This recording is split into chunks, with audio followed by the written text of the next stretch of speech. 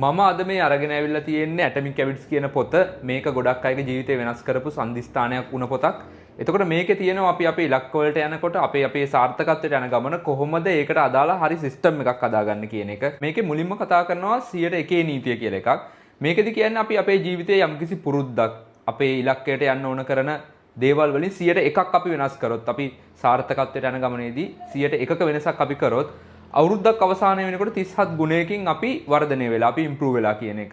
ඒතකොට මේ පොතේ ඊළඟට කතා කරනවා plateau of latent potential කියලා. මේකෙදි කතා කරන්නේ සාමාන්‍යයෙන් අපි ගන්න මහන්සියක ප්‍රතිඵල රේඛීයව හම්බෙන්නේ නැහැ. යම්කිසි කාල සීමාවක් තියෙනවා. මේ කාල සීමාවේදී අපිට පේනවා නිකන් අපි ගන්න මහන්සියේ ප්‍රතිඵලයක් නැහැ වගේ. අපි වැඩ කරනවා ඒක ප්‍රතිඵලයක් නැහැ වගේ.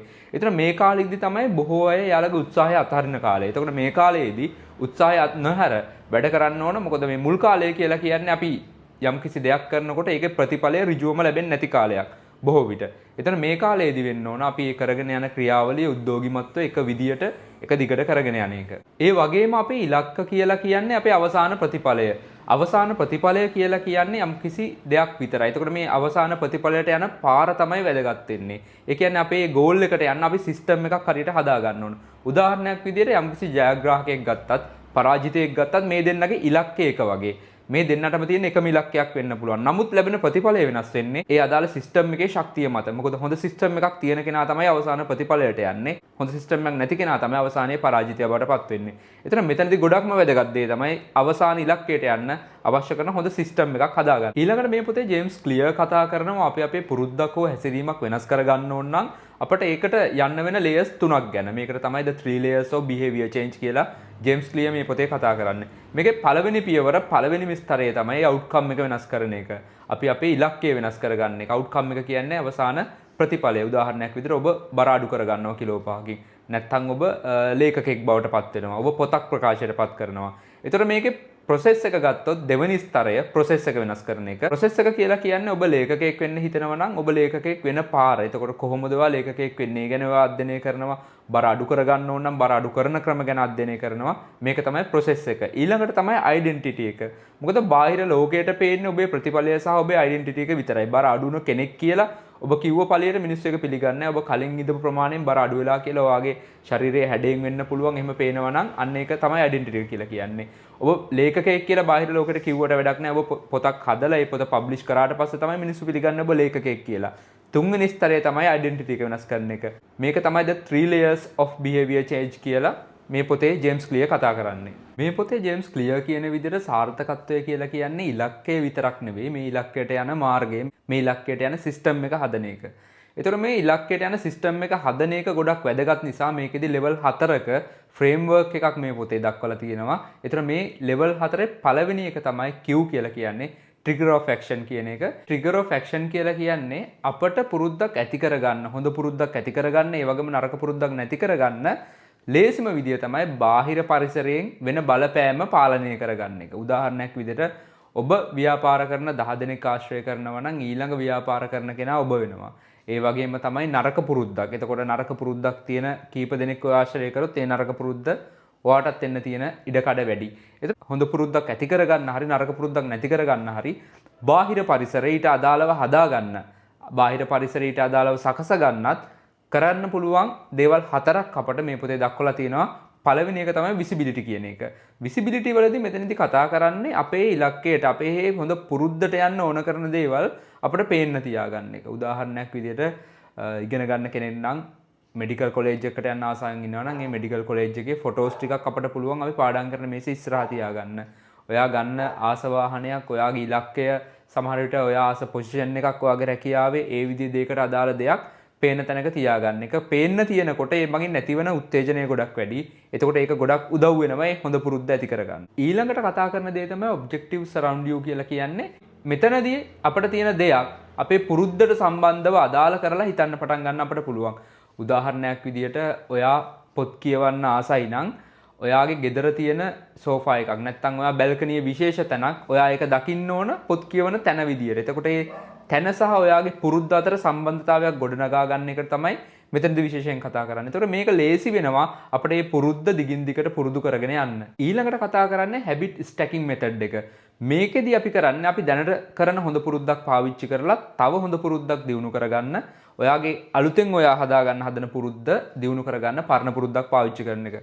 උදාහරණයක් විතර මම කරන දෙයක් සාමාන්‍යයෙන් අපි YouTube එකේ ස්ක්‍රෝල් කරන වෙලාවේ ඒ වගේම Facebook එකේ අපි අපේ කාලය වැය කරන වෙලාවේ ඔයාට පුළුවන් ෆලෝ කරන්න කොලම්බස් ස්ටොක් එක්ස්චේන්ජ් එක ගැන විස්තර දාන pages කීපයක් ඒ වගේම YouTube එක ඔයාට පුළුවන් subscribe කරන්න ඒ විදිහේ channels කීපයක්. එතකොට ඔයා Facebook යන වෙලාවේ ඔයා YouTube යන වෙලාවේ ඔයාට පුළුවන් ඔයා ඒ YouTube platform එකේ ඔයා වැය කරන කාලයෙන් කොටසක් ඒ විදිහේ දෙයකට යොමු කරන්න. එතකොට ඔයාගේ පරණ පුරුද්දක් ඔයා සාමාන්‍ය තියෙන පුරුද්දක් ඔයාගේ හොඳ පුරුද්දක් දියුණු කරගන්න උදව්වක් බවට පත් කරන එක තමයි මෙතනදී කතා කරන්නේ. ඊළඟට කතා කරන්නේ ප්‍රැක්ටිකල් ප්‍රොමිස් එකක් ගැන. මෙතනදී කරන්නේ ඔයා ඔයාගේ උනන්දුව ඔයාගේ ඉලක්කවල අදාළත්වය පාවිච්චි කරලා ඔයා ඔයාටම පොරොන්දුවක් දෙන එක. උදාහරණයක් විදිහට ඔයා ඔයාටම පොරොන්දුවක් දෙනවා හෙට ඉඳලා රෑ 7 ඉඳන් 7:30 වෙනකන් ඔයා කොටස් වෙළඳපොළ පිළිබඳව ඉගෙන ගන්න YouTube channel එකක වීඩියෝස් ටිකක් බලනවා. ඒතර ඒ වගේ පොඩි පොඩි දේවල් වෙනස් කරගන්න පුළුවන් දේවල් ඔයා ඔයාටම පොරොන්දුවක් දෙන්න. විශේෂයෙන් මෙතනදී මේ පොතේ දක්වනවා මේ පොරොන්දුව දෙනකොට තැනක් එතෙන්ට නිර්දේශ කරගන්න කියලා. උදාහරණයක් විදිහට ඔයා කාමරේ ඉඳගෙන මේ මෙතන වාඩි වෙලා මේ වෙලාවේ විනාඩි 30ක කාලයක් ඔයා කොටස් වෙළඳපොළ ගැන ඉගෙන ගන්නවා. මේකට තමයි මෙතනදී ප්‍රැක්ටිකල් ප්‍රොමිස් කියලා කතා කරන්නේ. ඊළඟට අපි කතා කරමු මේ ෆ්‍රේම්වර්ක් එකේ දෙවනි ස්ටෙප් එක ක්‍රේවිං නැත්තම් ඉන්ටර්නල් ඩිසයර් කියන එක. මෙතනදී අපි කරන්නේ අපිට මේ පුරුද්දට ළඟා වෙන්න දැඩි ආශාවක් ඇති කරගන්න එක. මම මේක උදාහරණයකින් පැහැදිලි කරන්නම්. ඔයා කොටස් වෙළඳපොළ ආයෝජනය කරන්න හිතන කෙනෙක් නම් ඒ කොටස් වෙළඳපොළේ ආයෝජනය කරලා සාර්ථක වෙච්ච මිනිස්සු ගැන ඒ ගැන අහන්න. එයාලගේ වීඩියෝස් බලන්න. එතකොට ඔයාට අවශ්‍ය නම් වෛද්‍ය විද්‍යාලයකට ඇතුළත් වෙන්න. ඔයාගේ අධ්‍යාපනයේ යම්කිසි කඩේමකට එන්න. ඒ ඔයා හිතන ගෝල් එකට ආපු කෙනෙක් ගැන හොයලා එයා ගැන අහන්න. එයා ගැන විස්තර හොයන්න. එයා ගැන කියවන්න වෙලාවක් වෙන් කරන්න. එතකොට මේ විදිහේ දේවල් කරනකොට ඔයාගේ ඉලක්කයට ඔයාට යන දැඩි ආශාවක් ඇති වෙනවා. ඔයාට ඒක පුරුද්දක් විදිහට ලේසියෙන්ම කරගන්න මේ ආශාව මේ ක්‍රේවිං එක ගොඩක් වැදගත් වෙනවා. මේ ෆ්‍රේම්වර්ක් එකේ ඊළඟට කතා කරන්නේ රෙස්පොන්ස් ලෙවල් එක ගැන. මෙතනදී තමයි අපේ පුරුද්ද ක්‍රියාවට නංවන්නේ. ඒ වගේම අපි පුරුද්ද ලේසි කරගන්නේ. උදාහරණයක් විදිහට අපි ස්වභාවිකම හැදිලා තියෙන්නේ ලේසි පුරුදු වලට ඇබ්බැහි වෙන්න. උදාහරණයක් විදිහට TV බලන්න, ෆෝන් එක පාවිච්චි කරලා Facebook යන YouTube බලන්න. එතකොට මේ දේවල් ගොඩක් අමාරු දේවල් නෙවෙයි. කොහොමද අපි අපේ හොඳ පුරුද්දක් ගොඩනගන්න, අපේ අනාගතයට වැදගත් වෙන පුරුද්දක් ගොඩනගන්න මේ ස්ටෙප් එක පාවිච්චි කරන්න. මෙතනදී කතා කරනවා මේ හොඳ පුරුද්දට තියෙන ෆ්‍රික්ෂන් එක අඩු කරන්න කියලා දෙයක්. මෙතනදී ඝර්ෂණය මේ ෆ්‍රික්ෂන් එක අඩු කරන්න කියලා කතා කරන්නේ ඔබට ඒ පුරුද්ද ඉදිරියට කරගෙන යන්න යම්කිසි බාධාවක් තියෙනවා නම් ඒක මුලින් අඳුනගෙන ඒක අයින් කරන්න. උදාහරණයක් විදිහට ඔයා පාඩම් කරන මේසේ ඔයා පාඩම් කරන වෙලාවට ඔයාට පාඩම් කරන්න තියෙන බාධාවල් අයින් කරගන්න එක. උදාහරණයකට ඔයා ෆෝන් එකේ data on කරගෙන නම් පාඩම් කරන්නේ. ඔයාට social media වල notification එනවා. එතකොට ඒක බලන්න හිතෙනවා. එතකොට ෆෝන් එක ring වෙනවා. ඒ වගේම ඔයා ගොඩක් ශබ්ද තියෙන තැනක ඔයා පාඩම් කරන්න යනවා නම් එතකොට ඔයාට පුළුවන් එතනින් අයින් වෙලා ඔයාට focus කරන්න පුළුවන් තැනකට යන්න.